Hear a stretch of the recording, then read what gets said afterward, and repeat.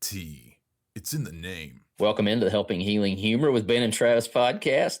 On today's episode, we're going to talk a little bit about relationships and inner nearness to God, our inner life, and the dreaded comparison game that we sometimes play and the havoc it might wreak on all of our mental health. But thankfully, we have all-pro counselor Ben Hayes to make all the sense in the world out of the chaos. And we'll have that wonderful conversation and all the answers, quotation marks, right after this important message about the now in-hand Joyrider book.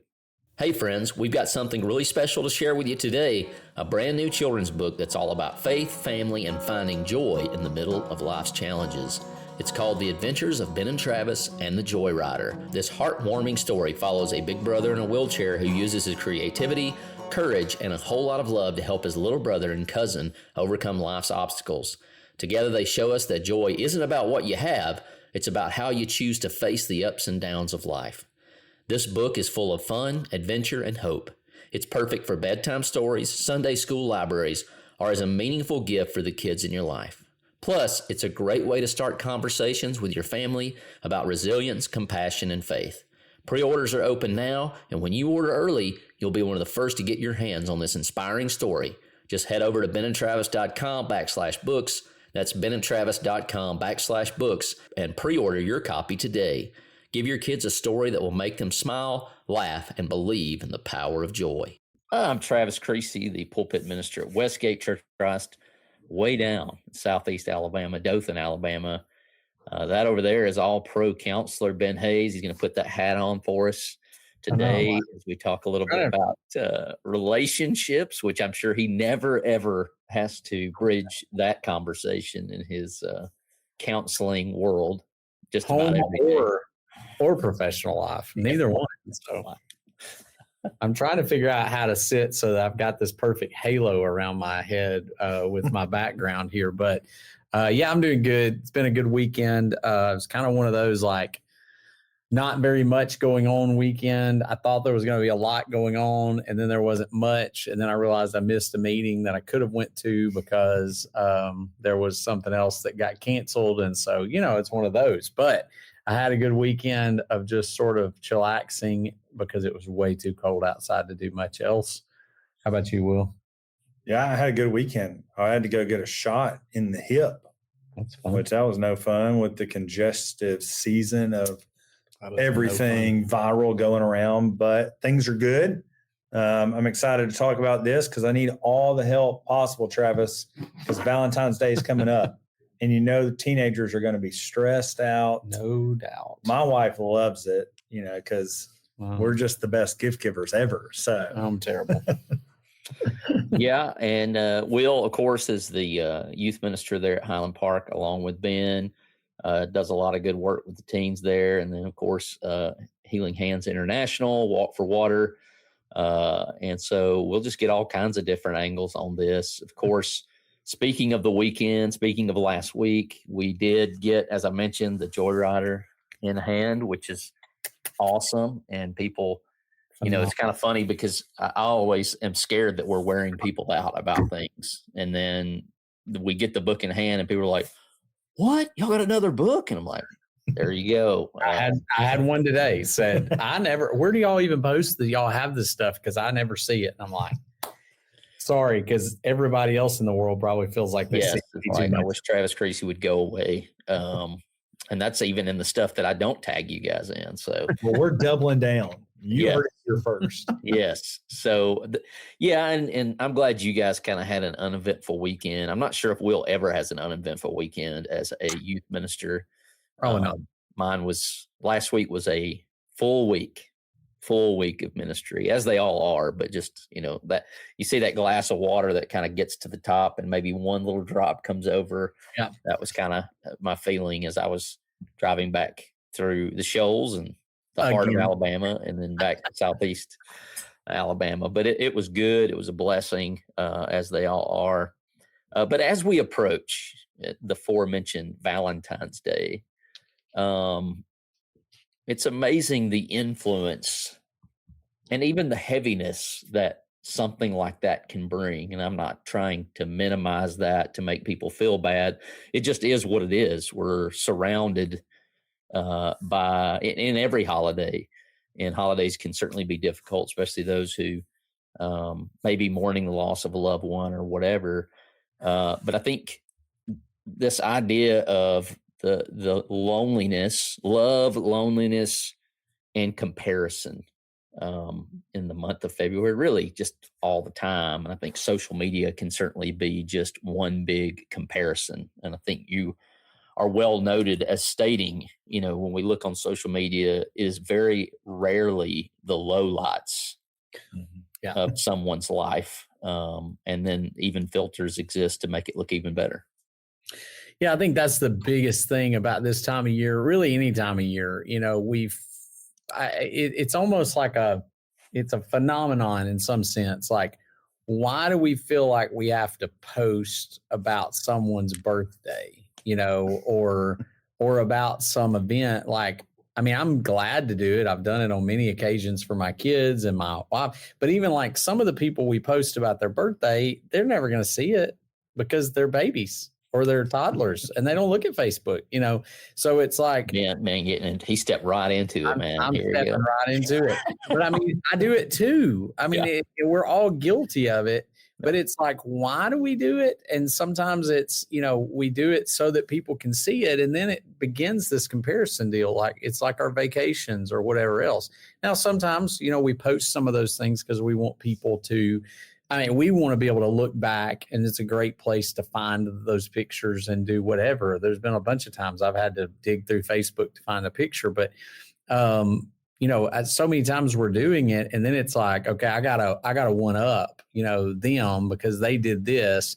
I'm not even going to step off into, engagements or baby, reveals or any of those things. But it's like, in 10 years, it feels like we have upped the game from baby reveals of, you cut a slice of cake or something to, you blow up a car. I don't know. There's like all sorts of levels of baby reveals now. I would spend, and maybe Will probably has done this too, back when I was teaching every day, I'd be like, man, you got to pump the brakes, dude, because, you're asking this girl to this one event and you're riding in on an elephant and the fireworks. And I'm like, there's going to be a girl one day that you're going to ask to spend the rest of your life with. And you're going to have to be above and beyond what's recorded on your Instagram reel for asking someone to homecoming or whatever we may ask people to. That's the truth. It's just wild. And you see it probably way more than us because you're in the youth group world all the time. Yeah, I've had, you talk about the phrase comparison is the thief of joy. Some of our teenagers, and maybe we've had it a couple of times here. We did in Tennessee where a girl would end up posting something, and if it didn't get a certain amount of likes within the hour, they would delete it and repost it, later at night, because then they would go, well, at 9:30, everybody's laying down for bed and they're going to be scrolling. So now I'm more likely to get more engagement. And I'm like, that's what people that make money off social media are thinking about. Like, why are you at 15 thinking that way? Because you're not making any money off of it. You're just trying to get self promotion. There's kind of a high to that. Like, I want to feel good. This makes me feel good. Makes me feel accepted. Like, the crazy part too is now, like, I can post something and the Facebook algorithm can throw it away. Like, it's not that nobody liked it. It's just the algorithm had the Grammys going last night. So everything's funneled to the Grammys, so your video is longer than 3 minutes. And so it will not be shown to new audiences. Yeah. So, like, you look at some of those things, and I think we do that a lot in our relationships. Like, I think one thing that scares me in today's world is I've got to prove to everyone else how great my spouse is. And it's like, no, like, I chose my spouse because I love them and think they're great. Like, why do I have to? And then I think people, we mentioned singles, people that have lost spouses, like, they're seeing this unrealistic view, maybe, of just what we want to put out there for people to believe about us.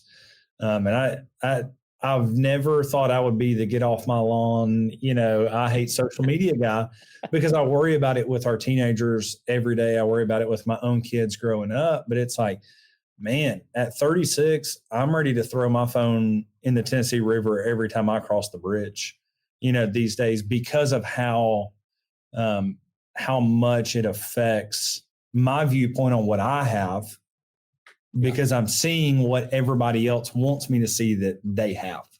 And so it's just a dangerous world. And coming into relationships and love and Valentine's Day, it just heightens it, even more. Anybody that knows Whitney, and I can just put the years she spent with me, and people already know how great she is. Because that's accurate. No sentence needed. I was going to say, one of the things that I don't remember ever, like when we were growing up, we went on vacation, but nobody ever talked about a lot. I mean, I don't remember hearing a lot of people talk about their vacation. Like my parents would take me somewhere. That was our business. We did that. We went to the mountains. We might go to the beach every now and then, but it was almost like every year we went to the mountains, and that was just understood. And there was no like, oh, but I didn't get to go to Hawaii, or I didn't get to go to the Swiss Alps or something, like there was no comparison. And then now, like as a 46-year-old, almost 46-year-old, I get frustrated when I look and, these young couples are going to some, exotic place. And I'm like, oh, I've never done that. I've never got to do those things. And it's like, in a normal situation without social media, I'd probably never think of it, because I wouldn't even know they were gone. They might go on vacation, but I don't know where they're at unless I ask them.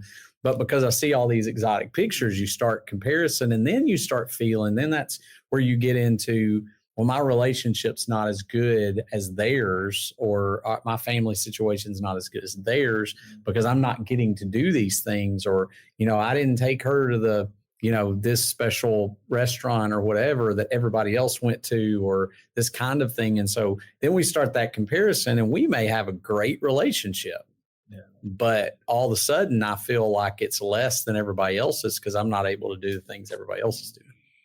You look at these, I remember being old enough to go on dates and going to these rom-coms, which my wife is definitely in the bring back rom-com category.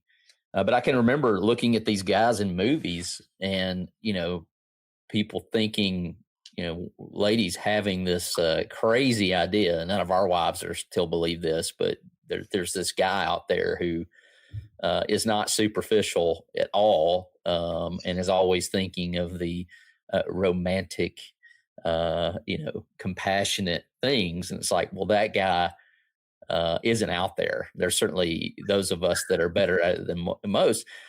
But like, if you are looking for that person, I hope that you're not holding your breath.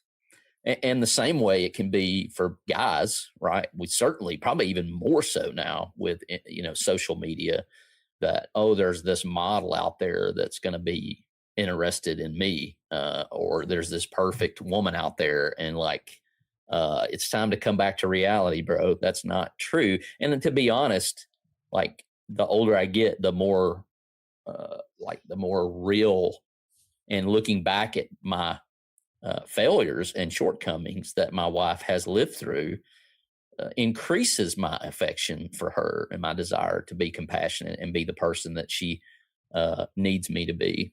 And of course, I've said it 100 times, and sometimes I don't clarify good enough that my wife's already in love with the perfect man, and his name is Jesus Christ. So I want to make sure I put that name in there because it's not me. I find it real interesting. The other night, for anybody that knows, Lindsay and I, we're usually going 90 miles an hour different directions, especially this time of year. And the other day, she'd had a pretty rough day at work, and we got home, and Emmy had been sick, and then we opened up her binder, and we had like 4 days of makeup homework, for a first grader. Shout out Mars Hill on that. So we were working through all that, and finally I just looked around. I was like, hey, we're all going to eat supper somewhere. We're just going. And everybody was stressed out. We went to a little bitty pizza joint that just opened up in Muscle Shoals. And when we got home, everything was just 10 times better. We sat there. Amy did some homework at the restaurant. We talked, all the phones were put aside. And when we got home, Lindsay just sat down on the couch and said, I needed that and I feel 10 times better. And it's like, it wasn't this exotic trip. It wasn't this perfection. It was, we went to a pizza joint. They got our order wrong. We dealt with it. and from there. But you spent time together. We had a great time, you know, and it was, I think sometimes it's just the unrealistic expectations of what we just need as humans. Yeah. And sometimes that's just a simple connection without the distractions of everything else, which can make a huge difference. And then also understanding that nobody does have it together. That's what I love. Like, I love to hear not y'all's failures, but like, hey, Ben and Travis are human, you know, because I've got family members that'll just go, you have their phone numbers? And I was like, yeah. I wish I didn't, because they blow it up all the time. And if you saw our text thread, you would realize that we're normal people too. Yeah. And I think sometimes social media and all the highlights make people believe, hey, we do have this all together. And it's like, man, it's nice to know that you get around a group of people that are realistic and go, oh, we don't, you know, and it makes it a whole lot easier to go sit down and enjoy the dinners when you know, hey, this is what's going to be beneficial and we don't have to be, you know, 10 toes down in the sand somewhere. So it ever make you wonder what it was like to hang out with like the disciples and Jesus? Like, you know, I'm sure that there was some, well, I mean, it even tells us all the bad stuff. You know, there was banter because they were always arguing about who was better. So the comparison game goes all the way back to the early disciples. You know, which one of us is going to be, you know, next to you, second in command, you know, in the kingdom? And it's like, man, y'all quit worrying about that. Quit worrying about each other. You know, even that last conversation between Peter and John and Jesus, or that's who we assume it's John. And, you know, he says, you know, what happens to him's his business. You know, you just follow me. Like, quit worrying about what he's going to do. And I think as a church and as a couple and as just individuals, sometimes it just, like you said, steals our joy to, you know, play that comparison game. I think the idea of influence, and to your point, do you think those guys realized when Jesus was on the cross and the guy that was on the left and the right of him, that wasn't a great lot to be in? You know, and he says, are you ready to drink the cup of suffering? And they're like, what? And sure. He says, indeed, you will be. You will. You're gonna. Yeah. And so to that point, behind the social media, behind any comparison, movie, whatever, you know, there are a lot of difficulties there. And I think that sometimes the highlight reel can keep us from thinking a person is human and has mistakes. And then sometimes people's mistakes are blared to the whole world. And I think that if you can be caused to hate someone or you can be caused to love someone, either way, that's influence. And anytime you feel that feeling coming up inside you, it's probably a good thing to pump the brakes and go, okay, what influence, what perspective on this person is causing me to feel this way about them? Ben, I don't know how many times you've had somebody come say, what you preached today made me mad. That doesn't happen often, but when I hear stuff like that, I tend to think, well, I've got incredibly too much influence in your life. Like, for you to be uncontrollably upset or really any emotion, undisciplined emotion, that I've got, or that person has way too much influence in your life. Of course, we're seeing that all over the news. We won't get into all the details on that, but all I see in that is like, who is influencing you and why do they want to influence you that way? And there are people out there who want to get to the truth, but there are a lot of people who make a lot of money off keeping us divided. And why are you allowing them to have the control of your mind? You know, there's so much. And I think, I don't know if you saw it, I was sharing with Will, Brandon Edwards wrote a little piece the last couple of days on, it was a study done, I think at Dartmouth College or something like that. And it was this, you know, they put a scar on these people's faces, and had them come into an interview. But right, they looked in the mirror, they saw the scar, they went into the interview. And if I'm remembering all the details right, they said, wait, we got to touch up the scar before you go in there. And so they touch it up and they actually just remove it and they go in. And so they don't even have a scar on their face, but they think they have a scar on their face. And they do this interview and their whole mindset was, yeah, I got, discriminated against because I had this scar on my face. And they're like, you didn't actually have a scar on your face, And so this study shows this, that the perception of ourselves influences so much the perception, what we think other people are thinking about us. And I'm like, man, that is a powerful message, because I can walk in and, studies also have been talked about, there's people that say stand like Superman in a mirror for so many minutes before you go into an interview or something, just because it gives you that perception of, I'm strong, I'm powerful, I'm brave, I can do this, all those kind of things. And it's like the way we think of ourselves influences so much about the way we think other people think of us. And that's just, it's huge. And so I think that comes into play here too, because as I'm playing comparison game, they're probably doing the same thing.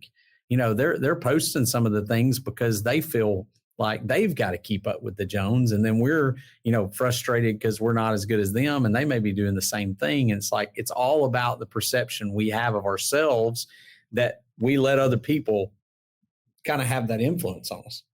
Yeah. And then if you go the other direction and I become prideful and have an ego, the bigger the pride and ego, the easier it is for it to get hurt, which I think that may be some of the reason why Scripture does not hold the word pride in high regard outside of boasting in what Jesus has accomplished. But yeah, it's good stuff. And so I think going forward, figure out what you want to do at Valentine's Day, what your spouse or your significant other would want to do for Valentine's Day, and do that. And don't worry about what other people think. You don't have to make a display of it. Just do what's good for your relationship and what you guys know that each other would want. So Ben has just given all of you a heads up that the clock is ticking. It is coming soon. It's not this Saturday, but the next. And it's easy for me to remember because it's Haley's birthday. So, and then if I don't get Whitney a bunch of gifts and get for Haley, it makes up for it somehow. I don't know. When you get to an adult, it's so hard to surprise people because everybody has the bank account information, or everybody's sharing the same Amazon account. So it's hard to do the surprises these days. Do you guys have any, once again, not to make comparison, but kind of family traditions or something you try to do every once in a while? I know for us, I think at just about every evening meal, we try to go around the table and ask three things of all four of us. Like, what's your favorite thing today? What was the not so great thing? And what was just something weird that happened today? And as you can imagine, with a 9 and 10-year-old, soon to be 11 and 10, I'd like to have you record that. There are some pretty wild answers, and they will steal from one another occasionally. Yeah. There are times where I'm kind of stubborn, and I'm like, oh no, you got to give me something else. You can't steal what they say. I don't know that we've got like a daily one like that. I guess I would go back to, one thing we've enjoyed doing, if we're talking about family, we've enjoyed a lot lately playing different games. Y'all came back at the beach, they played the imposter game on the phones. Yeah. So that got brought back home, and we were playing Connect 4 Stand Out Hour the other day, and then we just started making up stuff to do. And so, we just try to find some of those board games and things. We've gotten into doing that quite often. It's not every night, but we try to do that a little bit and get away from the other stuff. And then I think one thing I encourage couples to do a lot is find a time to go on a date. Like, I know you got littles. I know that you hate to leave them, but every now and then you need to leave your littles with somebody and go on a date. And it's important for your relationship. Something Kenya and I struggled a little bit with when we had littles, when they were all small. Now we can kind of leave them at the house and it's all good. But I think it's something that's really important to your relationship. So whether it's stealing away at a lunchtime or, going late night or whatever you got to do, but spend some one-on-one time with your spouse once a week, once every 2 weeks. And, if you don't have anybody to keep your kids, your little babies and stuff, then we'll probably volunteer for that because we like having the little ones occasionally. So whatever. Yeah, I think for us, it's been, we've tried to just communicate better, whether that be constant text, here's what I'm doing, here's where I'm going, so that there's not like any, unknowns. Yeah.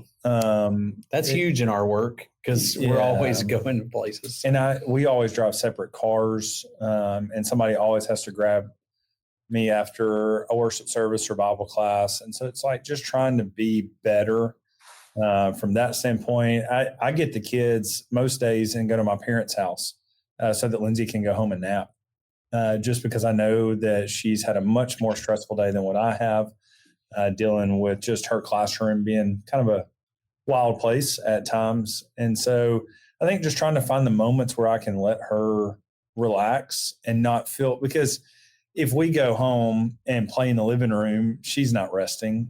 She's wanting to come in there feeling. So I'm like, if I just remove everybody from the house, you can rest. And so, and January and February are crazy months for me, just with a lot of stuff going on. So I think it's trying to find the moments that I can let her find some just peace and quiet.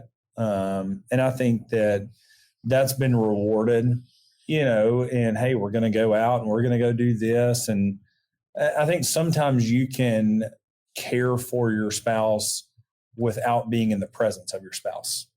And so I try to provide some of those moments to where, and that benefits mom and dad getting to be with the kids. And so it's kind of a win-win, but just trying to care for her peace, I think, has been a priority for me, and trying to, because I've learned mom guilt's real, and mamas love to be with their babies. Yeah. And dads do too. I love to be with the kids too, but getting some time where it's like, hey, go take a bath or go take a nap, can do wonders. All right, guys. So we are currently running a combo. You can get the entire Adventures of Ben and Travis 2-book set for $40, right? $40. That's a good deal. That's $10 off. If you bought them separately, that's going to be $50. That is the correct math. And so we're going to have a lightning word association, not really word association, but it's going to be basically what's giving you joy this week, brought to you by the Adventures of Ben and Travis and the Worry Coaster and the Joy Rider.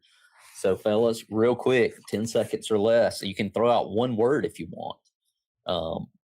I'm taking Jesus, right? Because he is the ultimate. It's unfair. Joy. I'm just taking him off the table, right? So I won't even use him. But you got something that's giving you joy this week?